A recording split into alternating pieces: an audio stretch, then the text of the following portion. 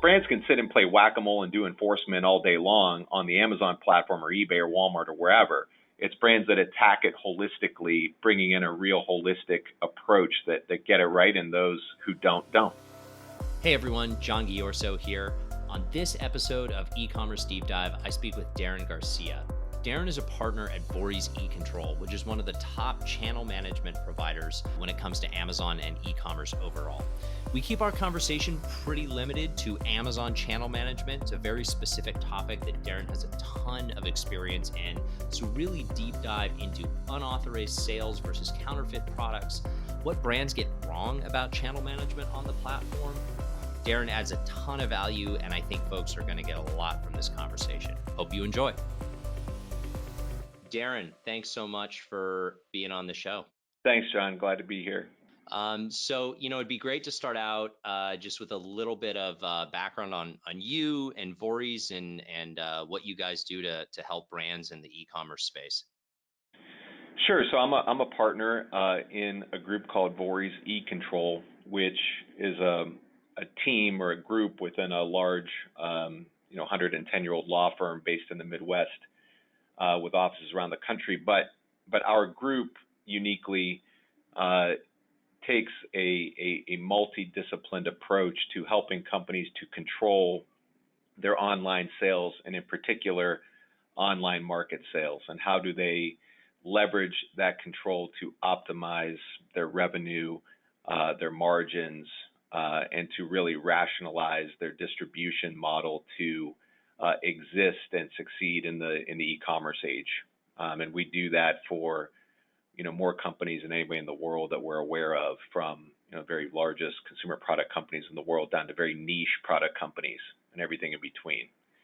So that's the space that we sit in the e-commerce world, and talk a lot to companies like Orca and to other more commercial side businesses in the space, because it all sort of works together in a related way for the brand success ultimately.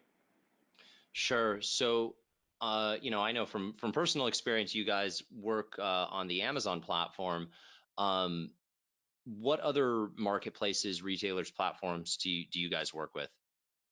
Well, I mean, we certainly, Amazon is why most people come to us, or why they initially raise their hand. But as things march on, certainly Walmart, eBay, and then those are probably the big three in the U.S. certainly. And you may hear things about rogue sites and things like that, but companies are most focused on those platforms.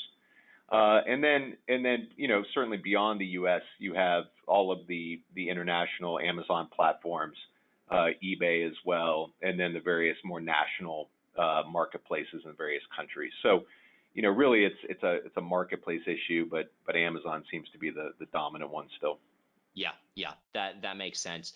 What are some of the hardest categories to deal with when it comes to channel management, like product categories? Yeah, well, I think what you have is, at a macro level, I think, you have this meteoric rise of e-commerce and online marketplaces, hastened probably as it will be significantly by current events with COVID and whatnot. But, you have companies that have, in any vertical really, that have gone to market a particular way for decades and maybe even longer, and where they have, traditional two-step distribution models where their philosophy is, let's get our product out as far and wide as possible, and a sale is a sale. And we're not going to worry about it after it goes out the door, and we make that first sale. And so companies that have that ethos, or have had that ethos for a long time, and their sales teams are conditioned in that regard, I think that those companies sometimes have the hardest time getting things under control, because they have none and have had none for forever, as long as they've existed. In some instances, no downstream control of their sales. And so those are the companies beset by, just hordes of unauthorized online sellers disrupting their commercial strategies online, which then boomerangs back around to hurt their brick and mortar business. So, you see that a lot in a lot of B2B companies, You see that a lot in the, some of the big consumer product companies, food, drug, mass, and things like that. And, some of the old school, tools and appliances and, Yeah, just like hard lines, basically, yeah, right?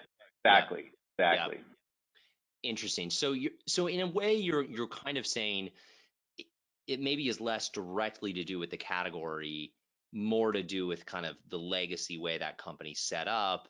And certain companies are set up in certain ways in categories, but it's not the product category itself that's creating that dynamic. Yeah, I think that's right. And I also think that product price points sometimes have something to do with it. The overarching go-to-market strategy for somebody selling, $5 fast-moving consumer good versus somebody that's selling a $250, electronics item is going to be different, and their tolerance for discounting and volume incentives and all sorts of things like that are going to come into play more in the more commoditized products. So, those can be, a bit more of a challenge. We certainly do work in those types of products a lot, but those companies are going to have to be more deliberate, I think, and on top of it, maybe more than a more tightly distributed, higher price point type product. Yeah, yeah, that makes sense. I mean, when we look at kind of the messiness of a channel, one of the biggest indicators usually is there kind of widespread use of distributors, which is just Yep. more common in some categories than others. And man, if you have like distributors, more than just one or two kind of strong partnerships, but if you're selling dozens or hundreds of distributors, it can just be a nightmare to unwind that. I mean, have you guys had success when there are distributors kind of at scale in the mix? Oh yeah. I mean, and those are sort of, why I guess companies would need to come to a group as sophisticated as we look at this, when you have that type of far-flung, thousands of points of sale across the country, working with 20, 30, big distributors, maybe regional or local sub-distributors. I mean, that's where, companies find themselves all of a sudden flat-footed in this pivot to marketplaces, and some executive wheels around and turns and says, we need to fix this. And so, absolutely, it's a bigger project certainly, but one that we're undertaking. You see a lot of companies in those spaces starting to sort of realize that has to, that has to change, that they have to exert more control. Otherwise, when they come to see somebody like you, or they're trying to grow an Amazon business, or whatever, they just can't get it going. I mean, they're just constantly being eroded. Their sales are fragmented. They're not running their marketing, their ads, et cetera, aren't running the right way, or at enough, I guess.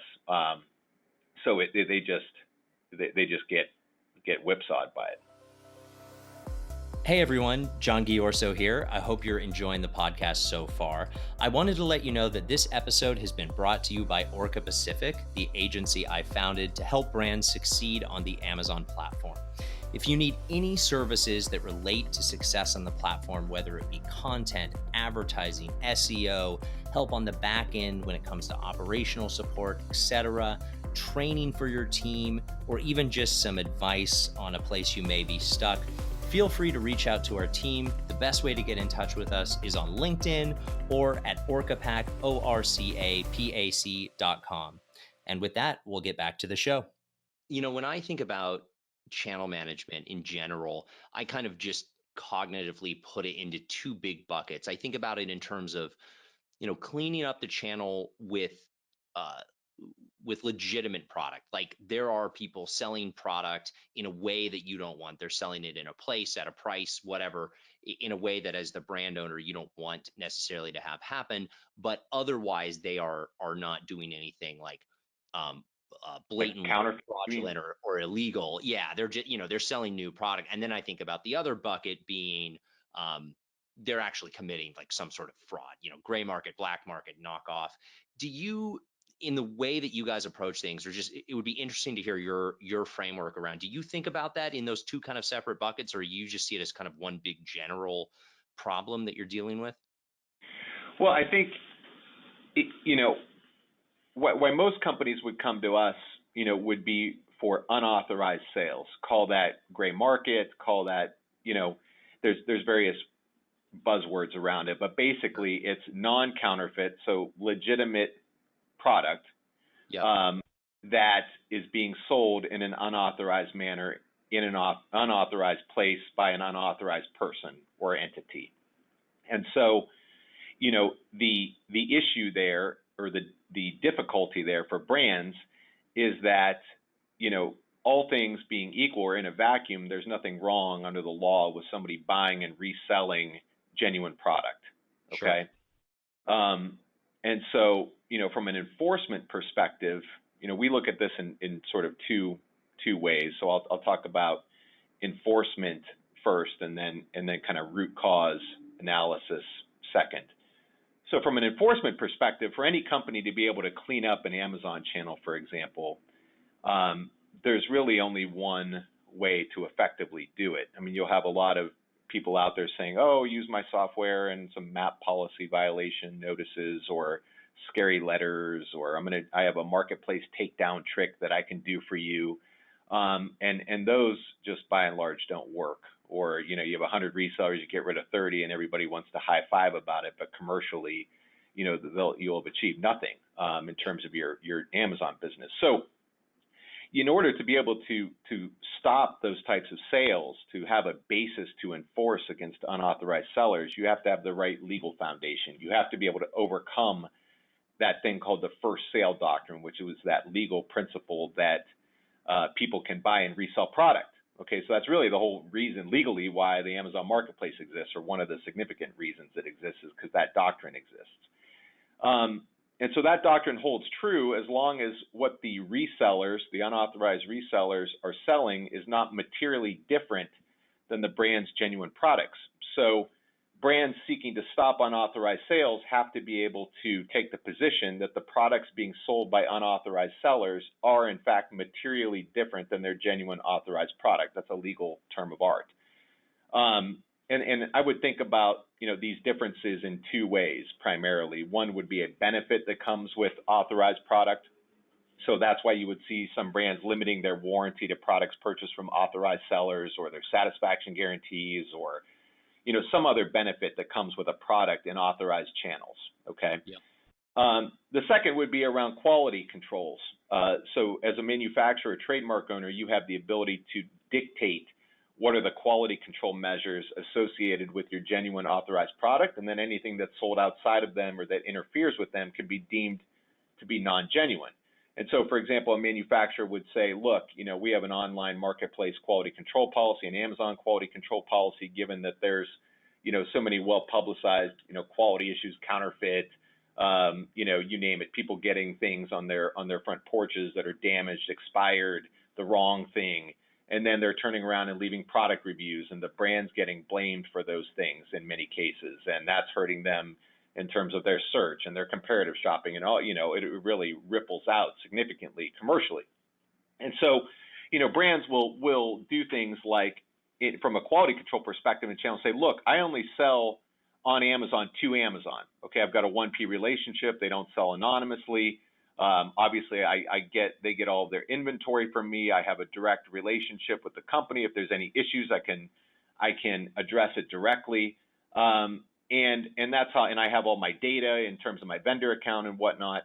Or I'm selling through a third-party seller, and I have a direct relationship there, and they only buy their inventory from me, and I get access to their dashboards, and I can address any issues with them, and they don't sell anonymously. But these types of things to ensure quality in the channel. Okay, so then when something pops up, some random 3P seller pops up, then the brand can say, look, you are selling outside of my quality controls in this channel. I cannot control the quality of your product.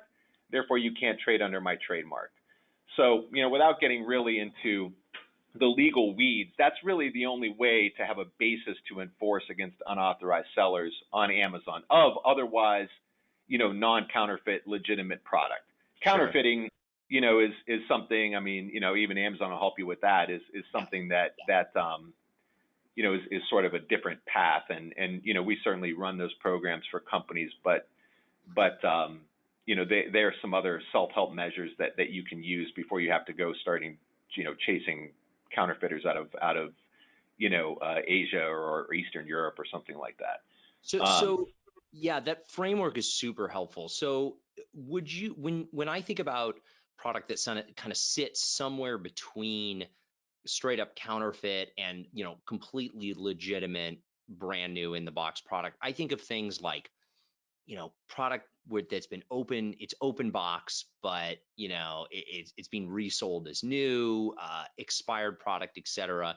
Would you put that all in the framework that kind of you just described? I mean, is anything other than like actual counterfeit knockoff product I think that's right. So yeah, I mean, what happens is, brand will have its ASIN and all of a sudden resellers will be buying stuff out of liquidation or buying just stuff out of retail arbitrage and holding it in their garages or whatever, and it just ends up in the Amazon DCs or however they're fulfilling, just banged up, open, returned. It's just oftentimes of lesser quality, and so yeah, we lump that all into unauthorized sales, gray market sales. Ultimately, is what we would call it. Okay, got it. Yeah, that makes sense. Yeah. Did you read that? You probably did, based on the industry you're in.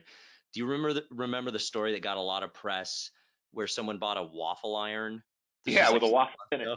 With the waffle inside of the waffle iron? Yeah, I thought that was pretty good. Yeah, I mean, you see that a lot. I mean, in the past 6 months, you've seen the Journal, I think Forbes, Fortune, MSNBC, or CNBC, or one of the NBC outlets have done, just some major pieces on challenges, quality challenges in the channel, and the commercial implications of that as reviews and things like that stack up, and so it becomes a big deal for brands, and brands come to us all the time and say, look, I mean, we just can't have this. We're an ingestible brand, we're a cosmetics brand, we are a baby brand, and we just can't have that.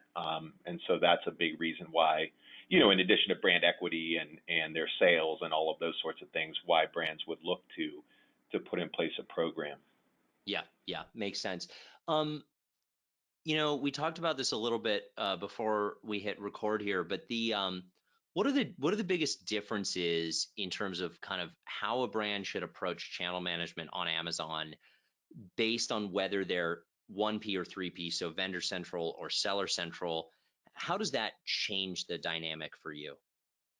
Well, I think that, brands, from our perspective, again, we live in the control space, but, it's a bit different strategy, I think, for the brand to get the biggest commercial lift out of a control strategy relative to their Amazon go-to-market. I mean, if you're selling 1P to Amazon, you get the benefit certainly of Amazon owning buy box, a significant majority of the time, typically. However, you pay for that by having to ride the pricing algorithm.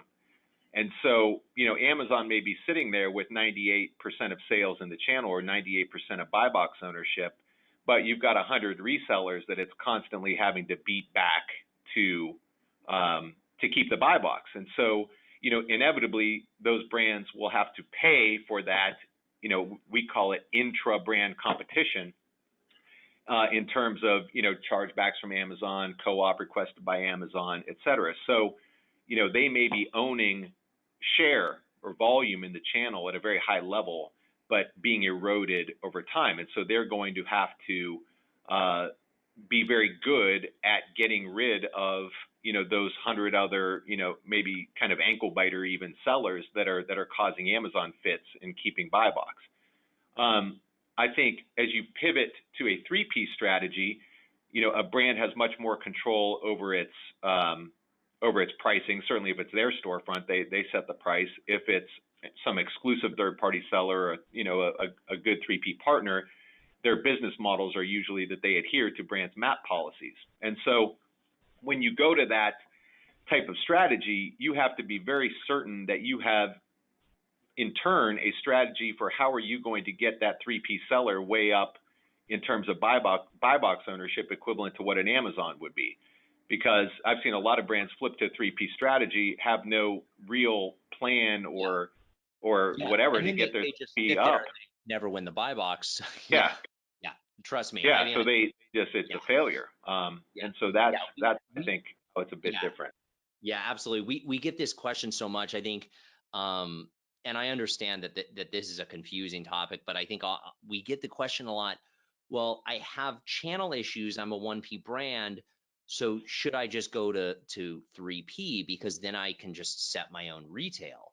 And it's like, sure, you can set your own retail, and you're gonna lose the buy box 10 out of 10 times because you haven't done anything to clean up the channel. So all you've done is basically shut off your 1P business, not built a 3P business. So you've essentially walked away from the platform. Yeah, exactly. And I mean, I just want to make the point here for your audience that, so many brands are so focused on cleaning up Amazon, but that's really just the tip of the iceberg. And whatever's going on there is just reflective of everything going on across their broader business. Yep. And so the brands that are very good at this treat this as one holistic environment, and they will go and perform, and we help them with this, or they have internal teams that do it, but we're very focused on it. They'll perform the diagnostics in their channel to say, okay, where are the diversion sources coming from? Okay, am I selling into a distributor who is supplying this? Are my incentives to distribution such that they can unload excess supply on diverters? Is it a particular promotional practice that I'm running that is just allowing for retail arbitrage? Is it an international, parallel importation or international arbitration arbitrage because you have, emerging market pricing corridors and things like that allow product to repatriate into the U.S.? What is it really that's causing this? Because brands can sit and play whack-a-mole and do enforcement all day long on the Amazon platform or eBay or Walmart or wherever. But the ones that really get this under control and really maximize their 1P or 3P, whatever their go-to-market is on Amazon, look to see and figure out what is causing all this, and then take whatever corrective actions they can consistent, with what's feasible in their business. But working that from both ends of the candle is really where brands today get a lot of success, both in the e-commerce channel, certainly in the marketplace channel, and then really across their broader business. Yeah, that makes a lot of sense. I mean, we always tell our clients, when it comes to channel management, like, Amazon is a great indicator of what's happening. I think you said mirror, which is an apt metaphor, but it has to be upstream. Like the only way to control it is upstream. It's kind of like, crashing your car into a tree and then blaming the tree. I mean, yeah, exactly. Yeah, I mean, oftentimes when I'm talking with companies, I say, look, this all sort of starts and stops with you. The opportunities start with you. You're incentivizing it somehow, and I don't say that critically. I mean, it's just a reality of how this has been done forever. And secondly, the fix lies solely with you. Okay, the platform's not going to help you. I mean, you're not really in that equation. Your channel partners aren't going to help you. You've got to come in and take control. And I mean, again, we look at it from that lens, I guess, but I think that's really true. I mean, it does start and stop with the brands to really succeed. Yeah, that makes sense. What are some of the biggest, and maybe we've covered a lot of them already, but are there any other kind of big misconceptions that brands have about Amazon and other kind of online channel management? Yeah, I mean, I'll go through a couple of them, and that we still continue to see. I mean, working with some of the biggest, most sophisticated companies in the world, a lot of times you'll have an e-commerce team trying to bite all of this off themselves, and I think for them to really be able to do everything that they can do in the e-commerce channel, in the marketplace channel, people owning the Amazon accounts and brands and things like that, you have to pull in stakeholders from your traditional sales teams and, your legal teams, as well as any other business unit leaders. You have to have that key stakeholder group to really tackle this. So I think the siloed approaches internally invariably don't work as well because the people leading them aren't empowered to handle the change management across the rest of the organization that has to happen. Secondly, and a little bit more granularly, I think a lot of companies think that, oh, Amazon, will help them fix this, when all of the feedback that we hear time and again is that Amazon's position is that unauthorized sales are a distribution problem, not their problem. Yeah. And they're an open platform. Thirdly, companies thinking that map policies will fix this. I mean, time and again, they think, oh, I'm going to get a map. Somebody, things are out of control. Somebody says fix it. They start looking online, and map vendors pop up, and they say, oh, I'm going to have a map policy and some map software. And then all of a sudden they start getting reports back. Well, here's all your map violations, and they don't know who 2/3 of the people are, because they're all Amazon resellers who really aren't subject to the map policy. So that strategy fails very quickly. And you can go on and on, but anything that seems like a kind of a fragmented approach, or kind of a one trick pony, or one kind of pronged approach, it just doesn't work, because this is is just a multi-headed beast. Both in anything happening online really, particularly in marketplaces, is reflective of their whole offline business, and really it's coming around vice versa. The offline now is everybody's looking online to see what should happen offline, and so it's brands that attack it holistically, bringing in a real holistic approach that get it right, and those who don't. Yeah, makes sense. I think that's great insight. Daren, is there anything else that you think our audience, brand owners primarily, would benefit from knowing? I think that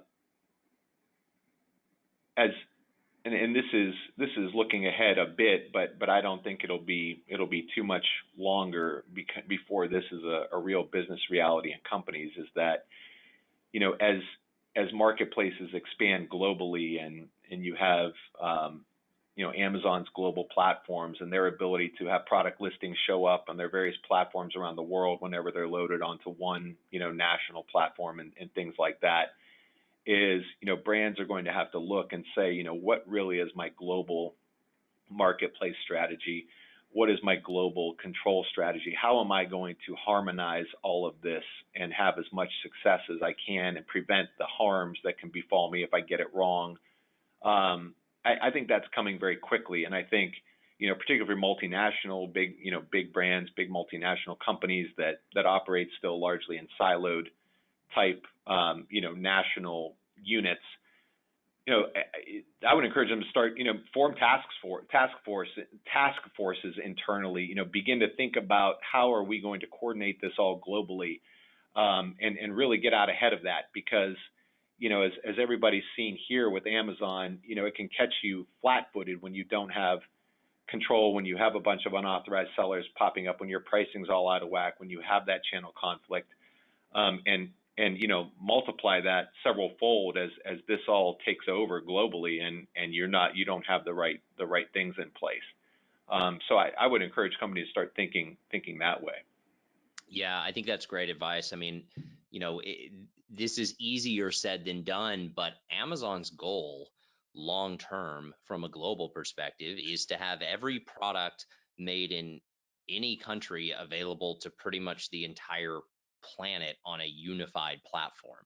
I mean, that's not going to happen this year or next year, but that will happen eventually, and they will they will certainly make a lot of progress over the coming years in terms of getting there. So this, if it's not already a global issue, it certainly will be in the future. So I completely agree. Exactly. Daren, this has been great. I think this has been a huge amount of insight for our audience. If people want to get a hold of you, or get a hold of Vorys, or learn more about what you guys do, what's the best way to do that?